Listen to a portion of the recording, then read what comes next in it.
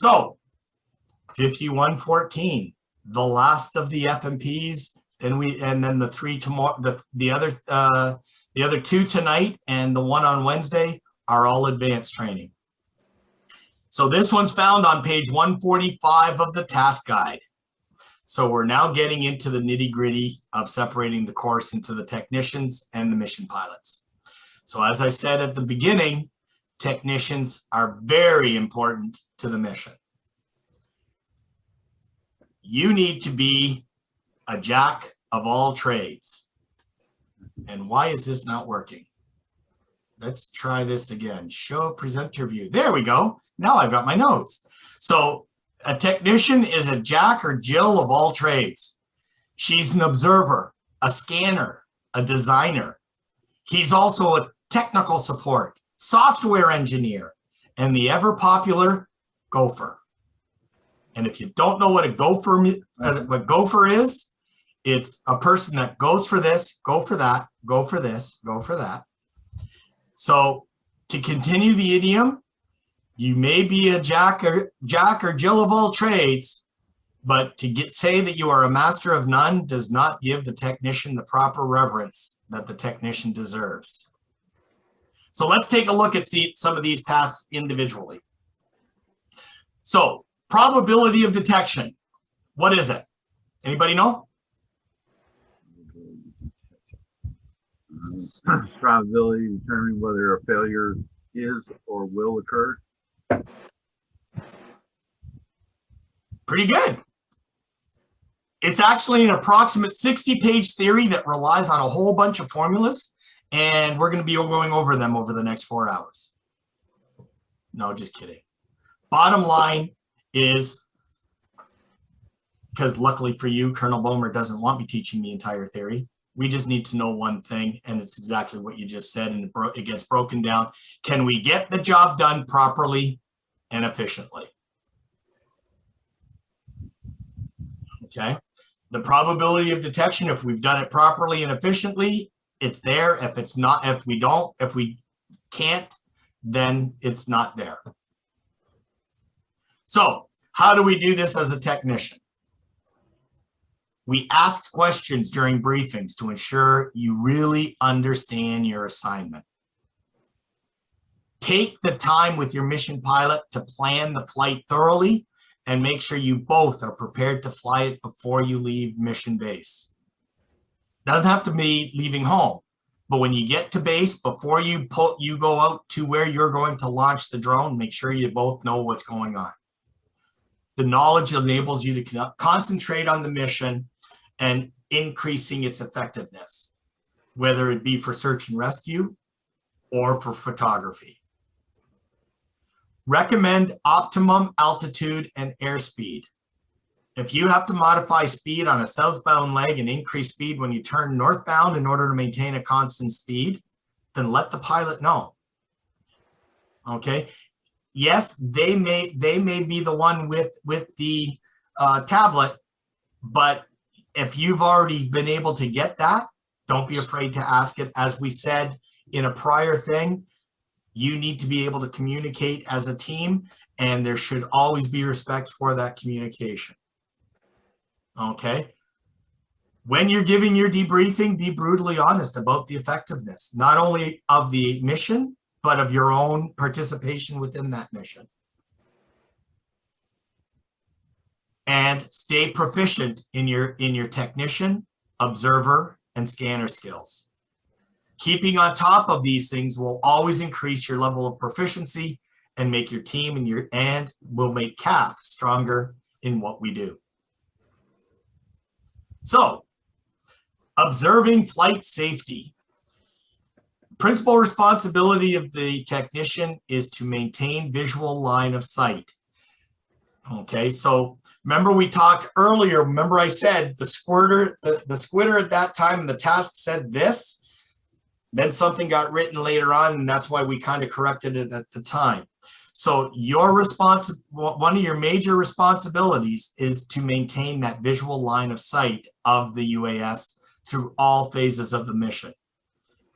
And like I said, I know it contradicts what we said in a previous session, but it's because the FMP was written after it and was realized that there was a problem with who has the ground control station.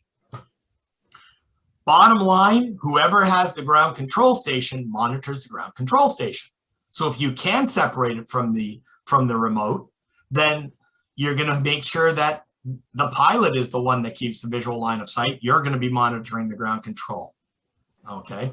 Or as we're going to talk about in a bit, you may be a team of 3, in which case one monitors ground control, one monitors the flight, and one monitors the environment around you, meaning around the SUAS and around the team, to make sure that they can act as a buffer zone for anything.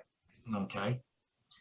So obviously in an EVLOS situation, EVLOS or EVLOS, anybody remember what that means? Visual line of sight. Beyond the sight of No, not beyond. the sight of safety. Not beyond, extended visual line of sight, right? So that's where we have a chain of people so that there's at least somebody monitoring the flight at all times. So obviously if you're in a chain, you're not going to have the ground control station. That's a given. And so you'll be required to monitor the SUAS, and with radios, the responsibility of having eyes will then be passed on from person A to person B. Okay, so if you have 2 techs on a team, if you only have 2 people on a team, you're not going to do an EVLOS flight. Okay, because you might want 2 techs in the field with the pilot. If it's possible to plug a second HDMI monitor into the tablet or piggybacking, 1 tech can monitor that screen. There are things that can be bought aftermarket that can change your remote control into a transmitter so that you can transmit, for example, to a Chromecast on a large screen TV. So that not only are you seeing on the tablet, but someone is also monitoring this large screen TV. Okay. If you have 2 techs on the team, 1 can stay behind and start scanning the video or pictures that you brought back that are in the memory card while the team goes out to the next target, or if done, is resting before their next sortie. Bottom line, we work as a team. You're either flying, observing, or scanner. You can't do 2 things at the same time. Make sense? Yes, sir. All right. So again, we come across one of those someone didn't read the prior chapter situation, search patterns. According to the task, you're responsible for making sure that the pilot has all the search patterns in his ground control station. Well, let's take a look at that logically, shall we? Who normally would have responsibility for keeping the drone? Pilot. The pilot. How the heck are you going to put that search pattern on the tablet? It doesn't make sense. But when I discussed this with Colonel Bomer and he discussed it with Austin Worcester, who is the SUAS go-to guy at National, when it was brought to his attention, he basically it was like, still know what the search patterns are. So I know many of you are going to be going on to the mission pilot training, in which case you're then going to know what those search patterns are. I've got a couple of examples here. There's actually 5 different search patterns. I've got 3 of them on the thing. A creeping line search, which is following a straight line and making that the middle. An expanding square or expanding circle search, which you just, as you go out, you expand the range that you're looking at. And then a sector search where you block an area and you say, we're going to search this area, then we're going to search this area, then we're going to search this area. That one there, that's not one that can be done with drone deployed. That one is one that you would need something like a Lychee program to do, because you have to actually pre-program waypoints. And we're going to talk about that tomorrow. So that's all I'm going to say on that issue. But again, always remember, we work as a team. So the UAS technician manages the pilot's checklists and leads their employment by reading the checklist items for the mission pilot to accomplish and respond to. That's the biggest tech support that you can give a pilot. Okay, so the checklists, you read them off, the pilot will then confirm that they've done it. They will also anticipate the mission pilot's needs for technical support. There are many areas in which UAS technicians can specialize: ground control station operations, mission planning, geospatial information system, communications and signaling, sensor ops, ortho-rectified imagery. So that's what you work as the person doing that geotagging. Okay. You can specialize in those areas, but you still have to be that Jack or Jill of all trades, knowing it all. Okay. And what is geospatial information system? It's a system for capturing, storing, analyzing, and managing geographic data and associated attributes which are spatially referenced to the Earth. Think Google Earth.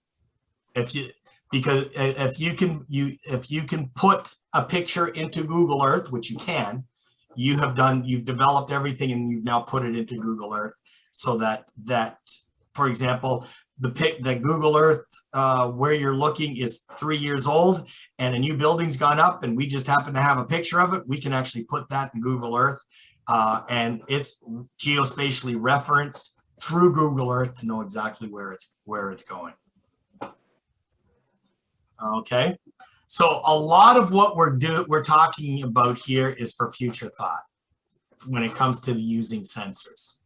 Now, right now, for example, the Skydio has avoidance sensors. They're for front, top, side. There's no bottom sensor. Lieutenant Kershke, is there a bottom sensor?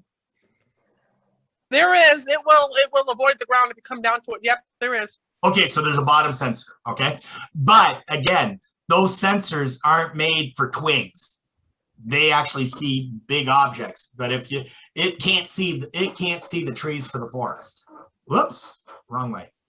Okay. Actually, sir, it says in the manual that it's half inch or smaller. It can't see. Yeah, there you go. Okay, so half an inch. You're going to have a lot of branches that are half inch or smaller. Okay, so we're obviously not talking about the sensors on the Enterprise. Gotta love my picture here.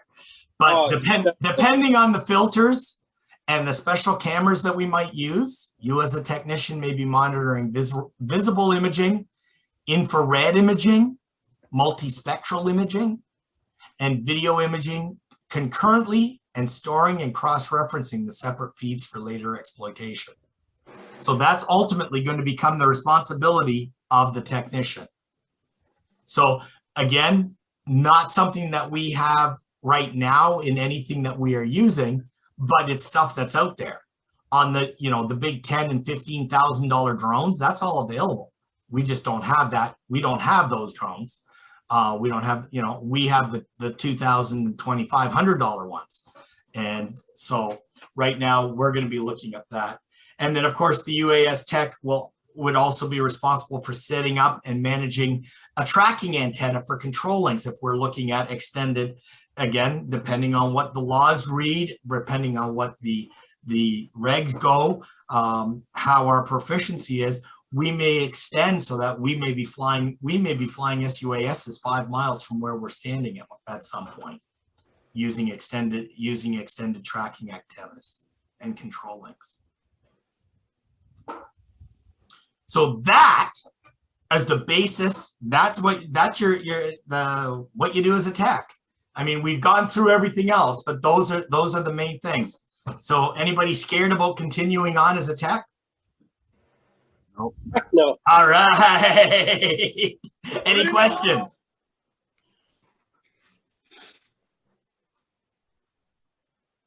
Okie dokie. I do have a question. Yep. Looking at the the task guide, under, in the beginning, when we talked about debriefing, I'm not clear about where it says, be brutally honest about your effectiveness. It's not in the task guide. It's what I'm teaching you. Because that, and where I'm going with that is, I have a very simple philosophy. If you can't be honest with your performance as well as those around you, you're never going to be better. And that's why that, you'll notice why that's why that was kind of that was the bottom. Be brutally honest with your debrief. In other words, if you have a mission and you didn't quite accomplish all the tasks in the mission, state that you didn't accomplish the task. An example being in Colorado about 2 or 3 years ago, there was a search and rescue for a stranded car, and they said that they covered a particular road, but they only covered 3/4 of the road, and the last 1/4 was actually where the person was stranded. So yeah, that's there's a perfect example. Perfect example.